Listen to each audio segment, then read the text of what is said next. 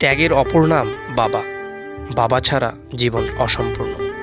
একজন বাবা এক শত শিক্ষকের সমান। অনুশাসনের দ্বিতীয় নামটি কেবলই বাবা। আপনি পাল্টাতে পারেন, কিন্তু আপনার বাবার ভালোবাসা কখনোই পাল্টাবে না। বাজার থেকে আনন্দের জিনিস কেনা যায়, কিন্তু বাবার ভালোবাসা কেনা যায় না। বাবা হলো স্রষ্টার ভালোবাসার কবিতা প্রতিচ্ছবি। একজন সফল বাবা তার চেয়েও সফল একজন সন্তানকে তৈরি করেন। একজন বাবা হলেন একজন বন্ধু, যার উপর আমরা সর্বদা নির্ভর করতে পারি। বাবা হলেন একটি বাড়ির ছাদ, যে নিজে পুড়ে সন্তানদের ছায়া দেয়, কিন্তু মুখ ফুটে কিছু বলে না। বাবা মানে গল্পের আড়ালে থাকা একজন মহানায়ক। বাবা মানে সকল সমস্যার সমাধান। আমি তো আছি। বাবা মানে সন্তানের প্রতি প্রকাশ না করা এক আকাশ ভালোবাসা। বাবা মানে হাজার বিকেল আমার ছেলেবেলা।